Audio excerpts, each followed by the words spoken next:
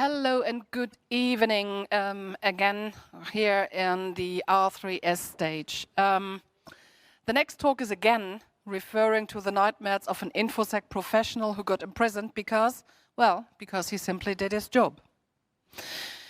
He's a cybersecurity expert and he didn't commit a crime at all. Yet he got arrested in 2017 and only received a copy of his 1,000 pages file of his case last year in 2019. And here he is tonight to tell us his story, and he does not only want to hear your questions, but also your feedback. So please get interactive and let him know what you think about his case and his story. Please use our channels to get in touch and join in and welcome Alberto Daniel Hill, who talks about his login to hell. Welcome, Alberto, the stage is yours. Hello, Germany. This is Alberto Hill. I'm from Uruguay, and I am the first information security professional that was sent to prison in my country. Since then, they call me the hacker, not the InfoSec professional. And I am here to share my story with you. Forget about being guilty or not guilty, but focus on the process. And I want you to visualize all the problems that are obviously in the system that must be changed immediately because it's full of flaws and lacks of any guarantee of having a fair process. And what happened to me can happen to anyone. And things must change. And when you see that something is wrong and you want to change it to improve it, what do? You talk about it. And that's what I'm doing here right now, sharing my story with you.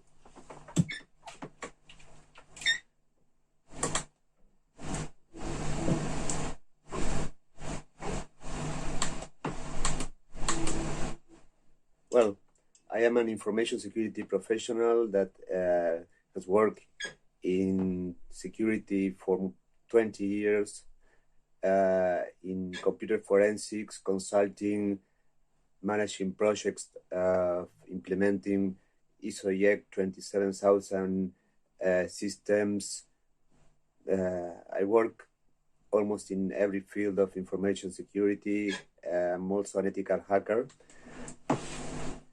In 2016, I detected a problem in the stock exchange of Asunción, Paraguay.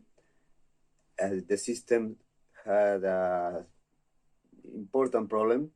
I couldn't contact them, so I contacted the CERT of my country so they could be a link with them to report the problem. December of 2016, I found a very important problem in the most important insurance company of Uruguay, the largest one, where, I had a car accident, and when I got home, I got an SMS with a code where I could enter the web and track the status of my insurance. Well, after entering, I realized that I could access to all the records of all the accidents, all the people involved, the personal information of the people, police reports, the reports of the doctors, everything, the pictures of the accidents, everything. I report that to the CERT immediately. And in 2017, I basically hacked one of the largest information security organizations in the world. I reported that to them, as I always did. And also, by the way, in 2016, I reported a debility in the YouTube TV service, just a little debility that they had.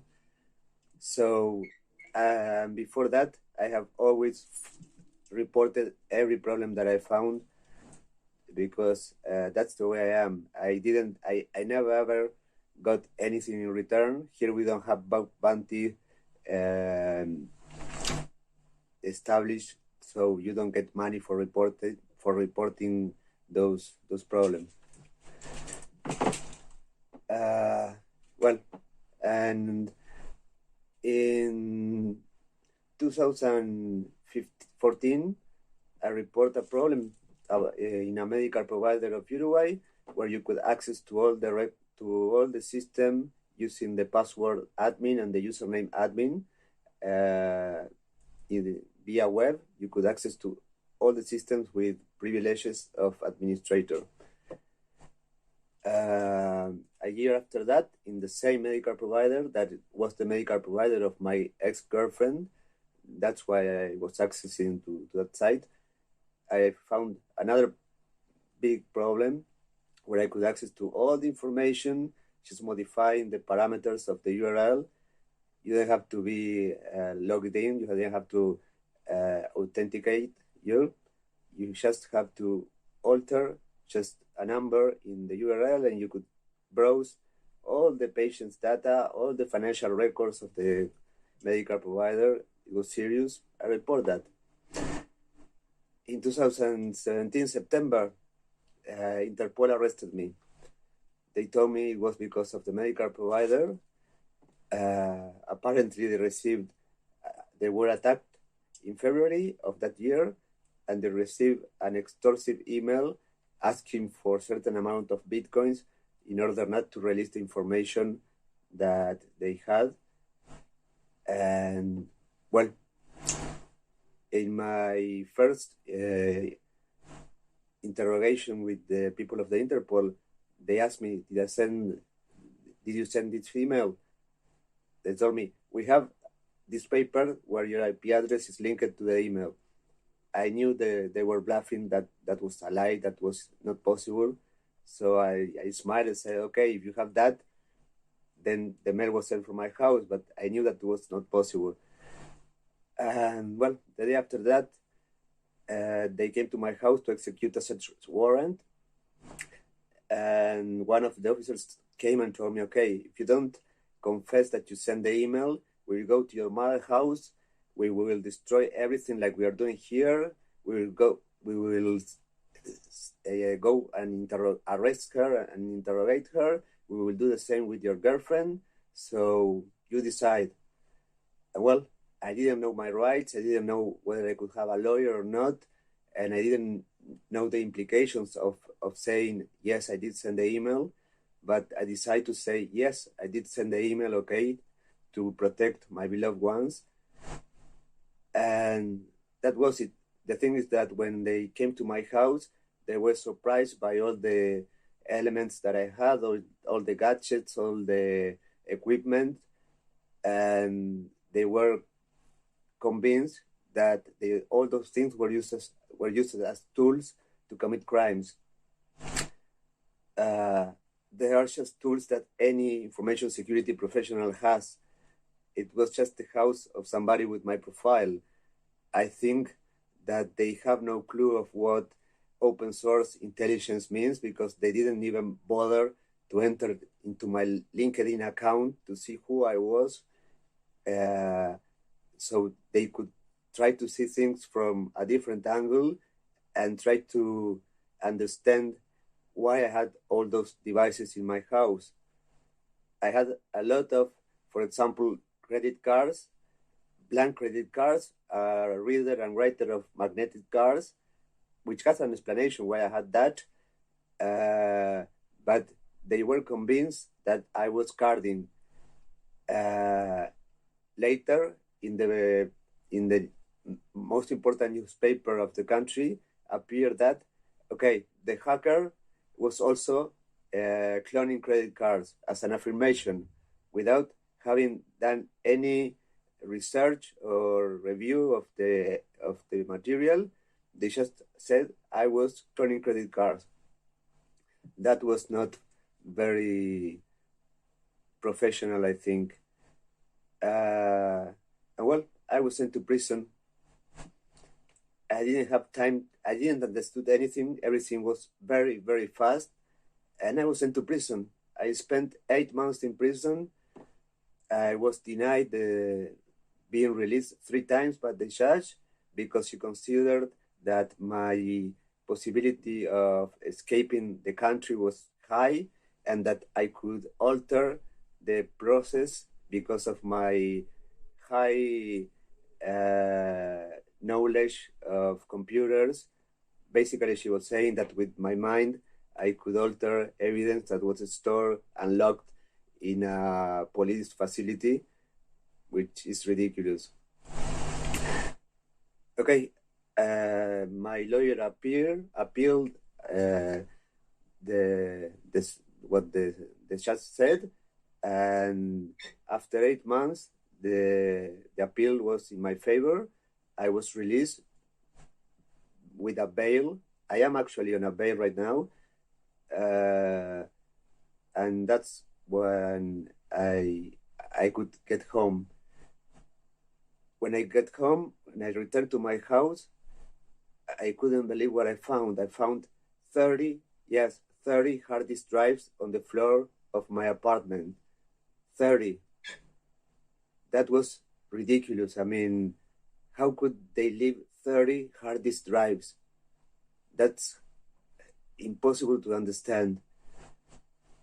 I don't know. I don't have an answer for that.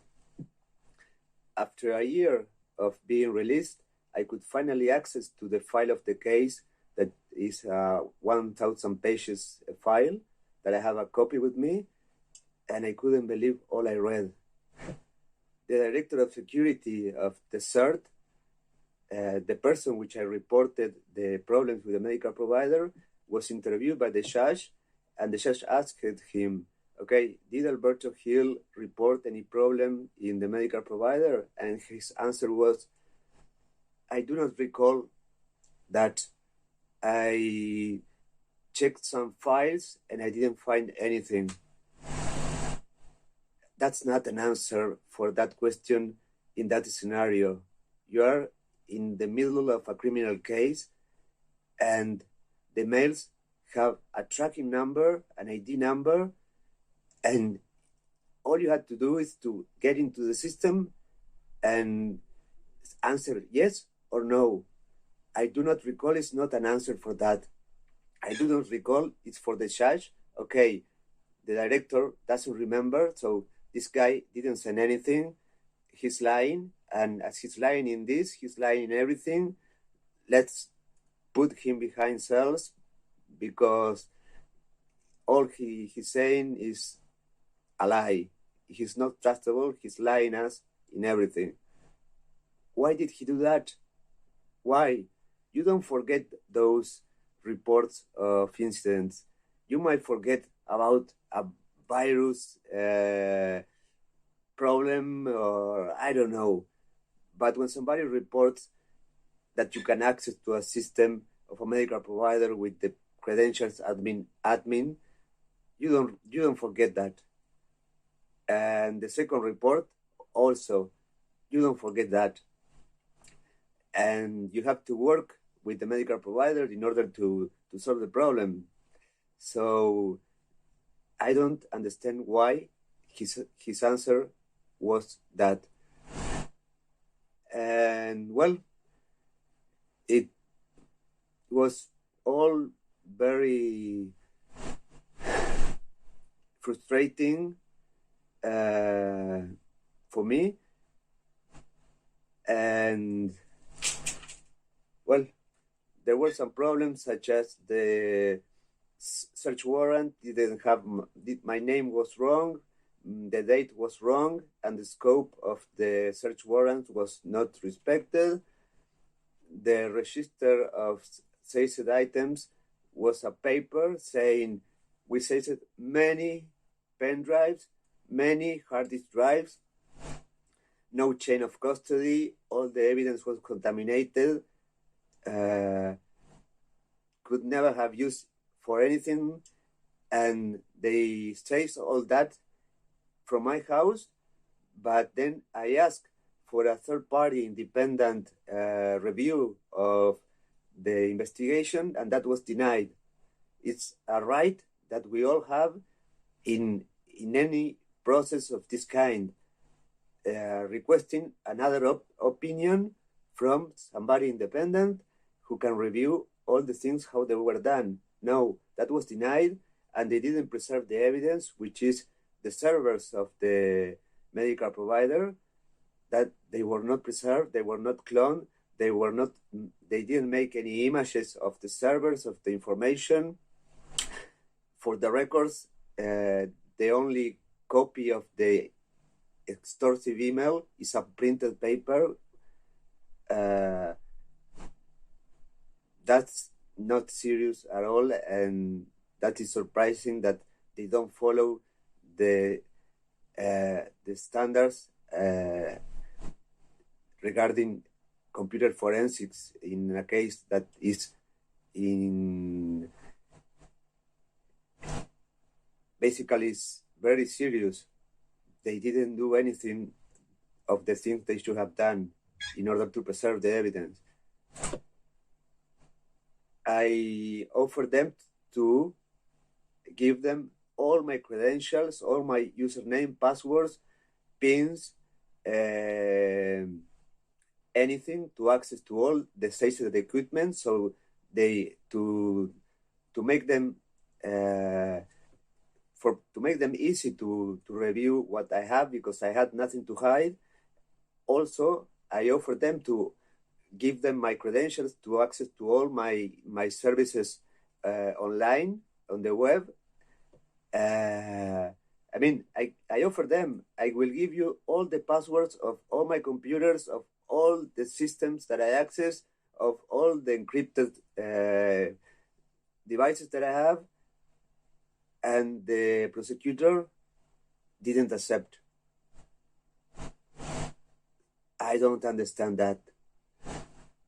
I mean, everything they could do wrong, they did wrong, and makes no sense.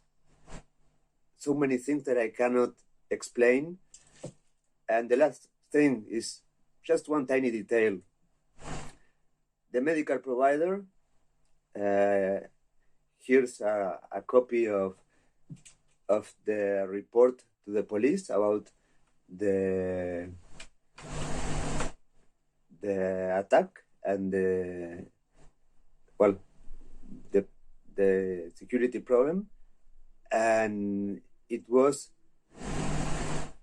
made a report before they received the email. If you check the dates, you see that they made a report to the police before getting the email, and the email did not have a Bitcoin address to pay for the Bitcoins that were requested.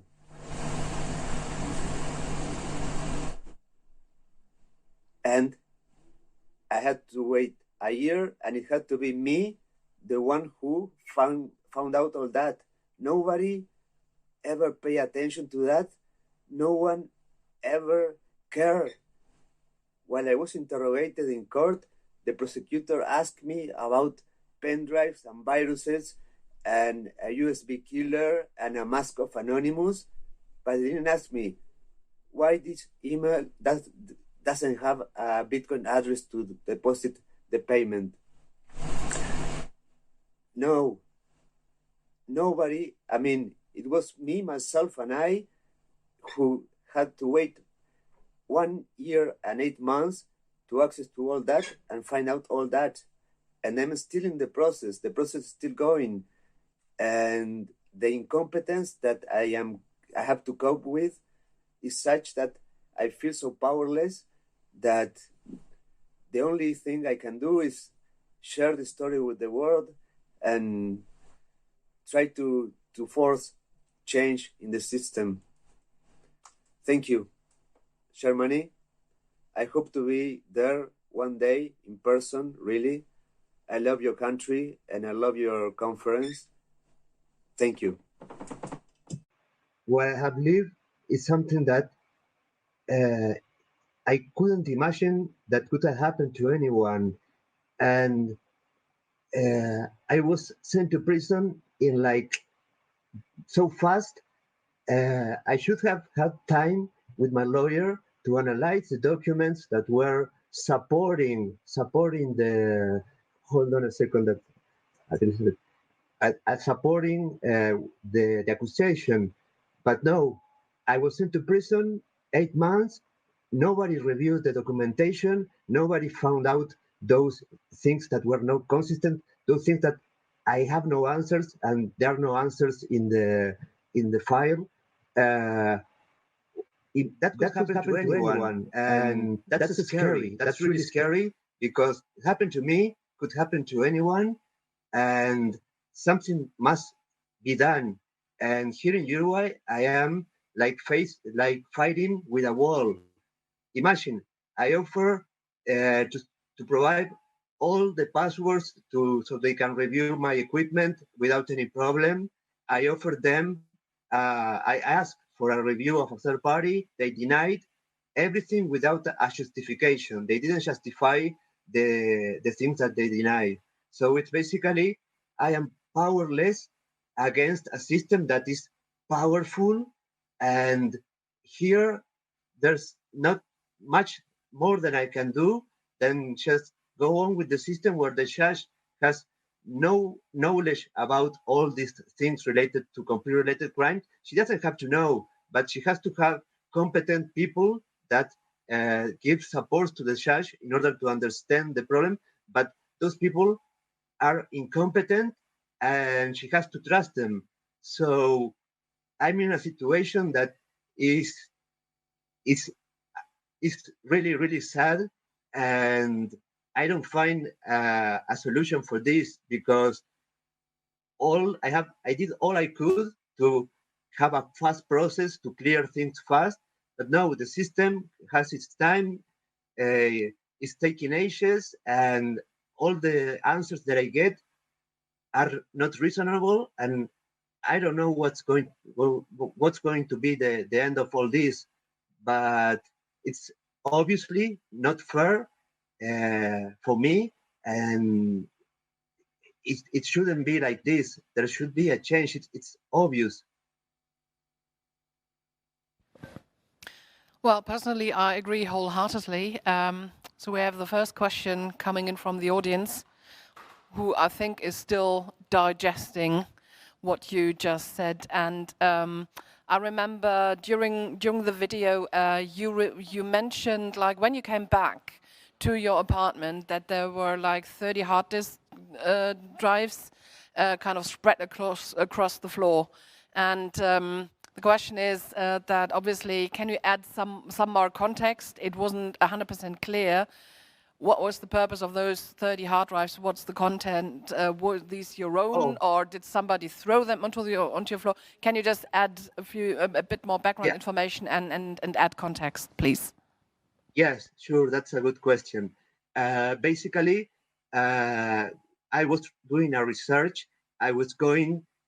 I was going. I was buying used hard disk drive for computers that were being sent to trash, and I got them for almost nothing, for a very low prices. I got hard disk drives, and I was doing a research about what information those hard disk drives had.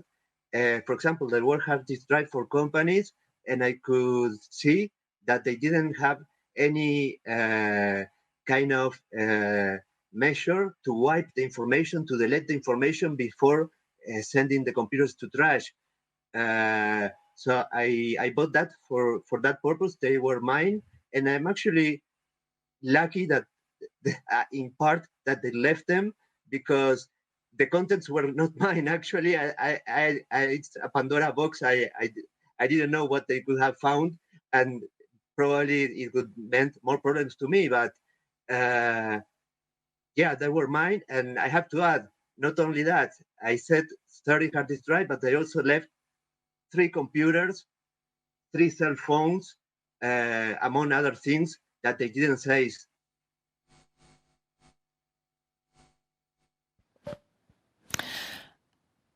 Unbelievable, absolutely unbelievable. So on one hand, with what you did, it wasn't only environmentally friendly, like recycling the stuff, but also obviously checking how companies or owners of computers deal with the data stored on those HDDs. Is that right? Yeah, absolutely. And that's lack of awareness. I mean, here in Uruguay, uh, we need a lot of awareness about information security.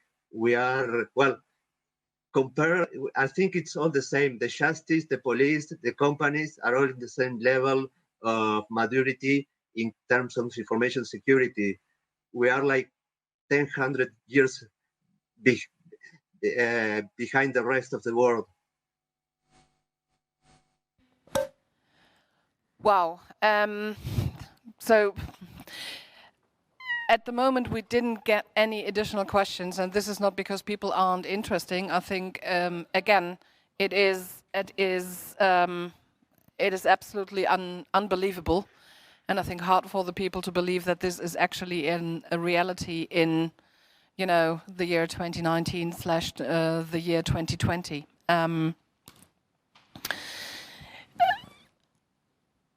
Give me 1 second, because now my pad also just crashed. Feedback I'm getting is thanks for the talk. What a horrifying story. And then, of course, a question that is also, coming to my mind. You're saying that the case still isn't over yet for you. So, question from the audience now is, are you still facing the fallout of all this? And how are you doing today? Yeah.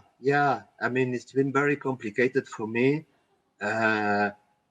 It's not easy, and spending time in prison, it's something that leave scars in you.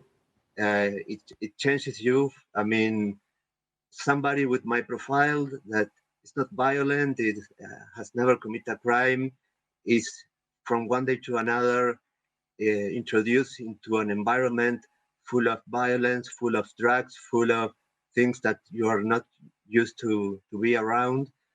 And 8 months in that environment cause you health problems. It's not easy to deal with that. I mean, I never thought I would have to go to prison. And well, after I was released, incredible. The director of a security company in South America contacted me, and he offered me a pen testing position.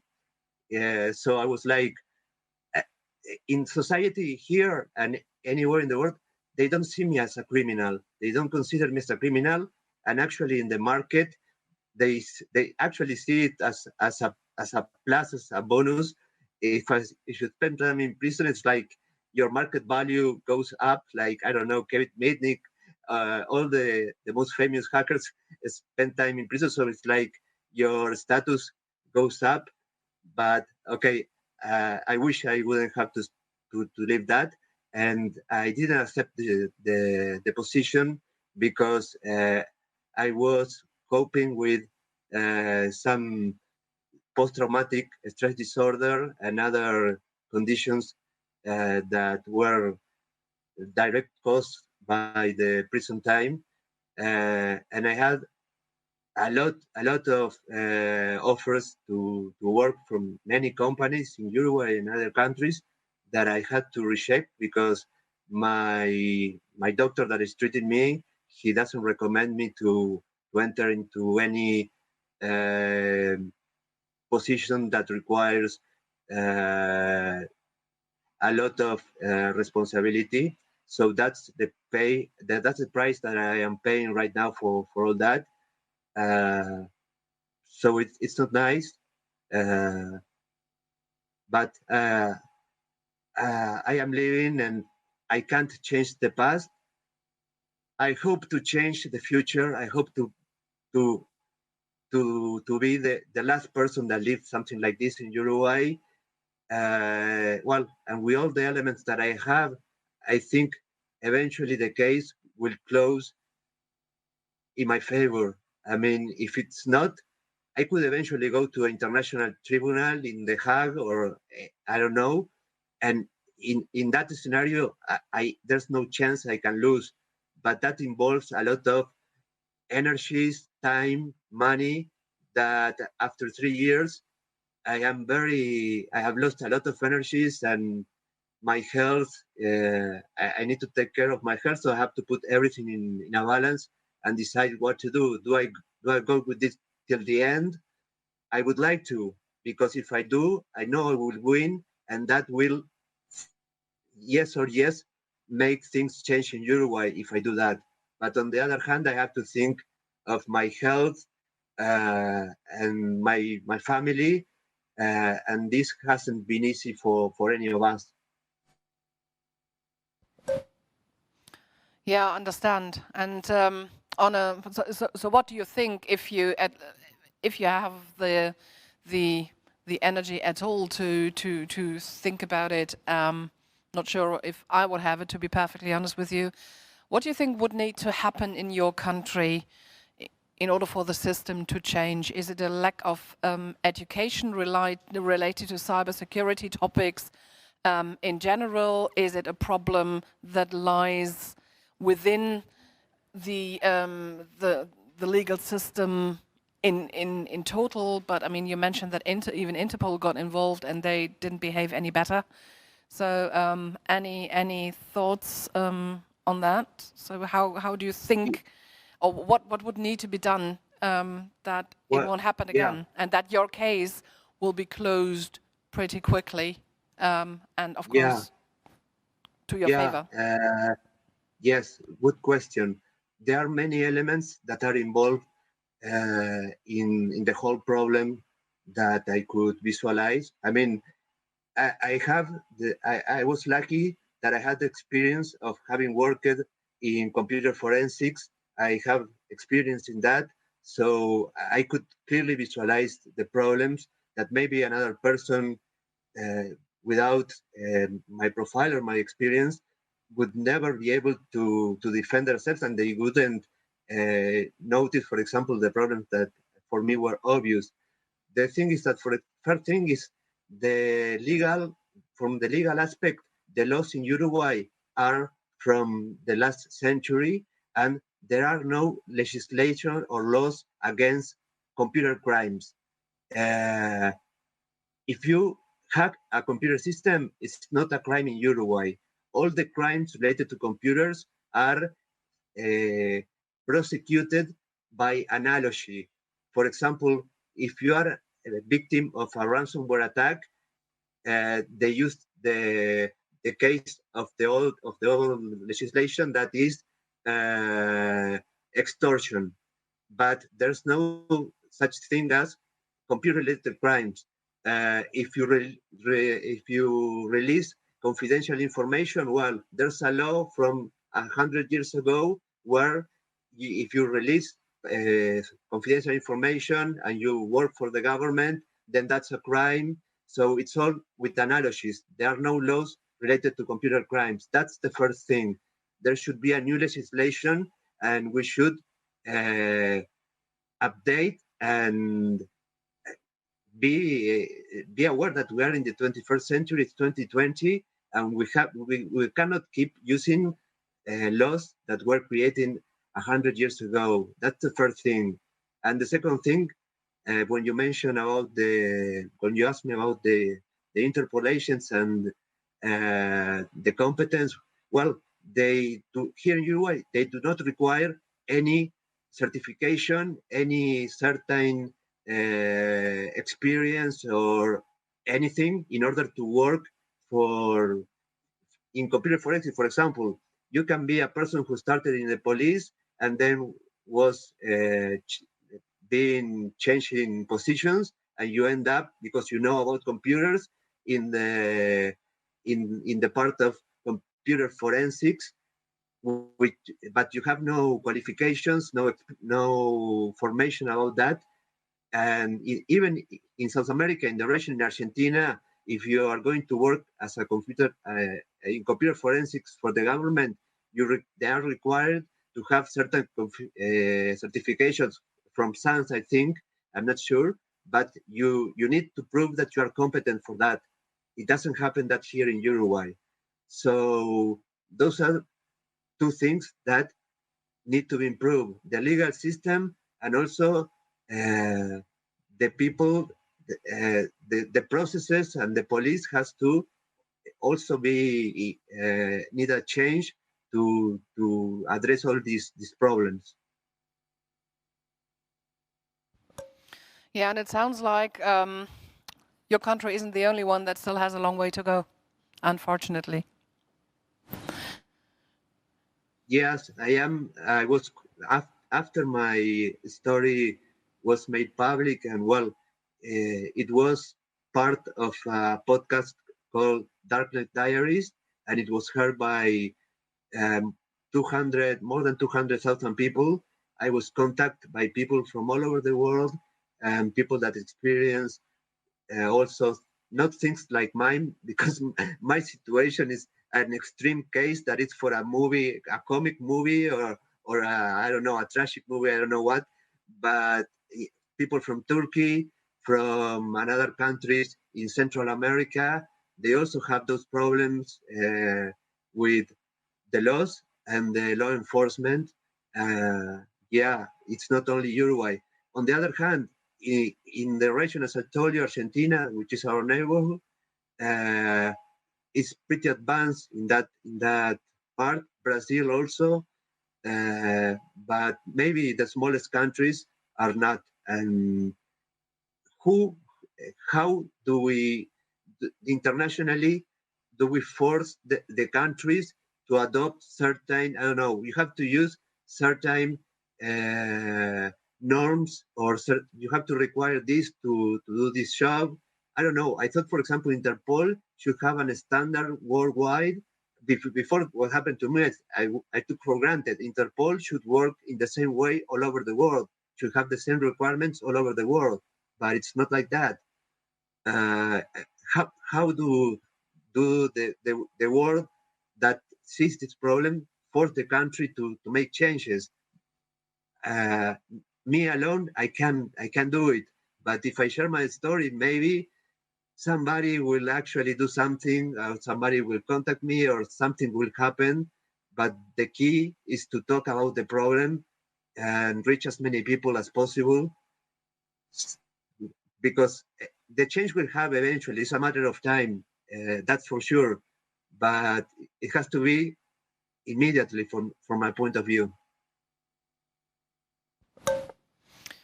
Yeah, I agree. I agree wholeheartedly. But anyway, good to hear. I'm just also checking, and I see that obviously your story got, or let's say the beginning of your horrible story has already been picked up by Linus 2 years ago at the 35th C3. So anybody out there who is interested in learning more about your story, because we are now also running out of time a little bit, can definitely find more background information. I think also anybody out there who would like to give you additional personal support can contact you via Twitter, and I'm pretty sure through many other social media channels. I don't know what to say. So the only thing that comes to my mind still is if Hollywood would pick your story up, I think it will definitely have to be a thriller. That is the only category I think that is suitable. You are not the first person that has told me that. You're like, I don't know, everybody that hears my story ends up with the conclusion, this has been, they have to be a movie about your story or a TV series, because Mr. Robot is nothing compared to what you had to live. There must be a movie, at least a documentary about my story. And actually, that would be a nice way, or a good way to reach the people that I want to reach, as many as possible. I mean, having in a documentary or a movie or whatever could be very, very positive in my objective to generate a change somehow. Yeah, indeed. I would definitely think so too. Alberto, again, thank you so much for sharing your story. Absolutely amazing. Good luck, fingers crossed. I think everybody here says, you're very, very welcome. Oh man, lovely guy.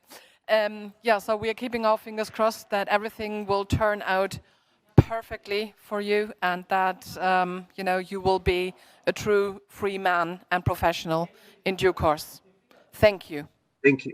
Thank you very much. Thank you.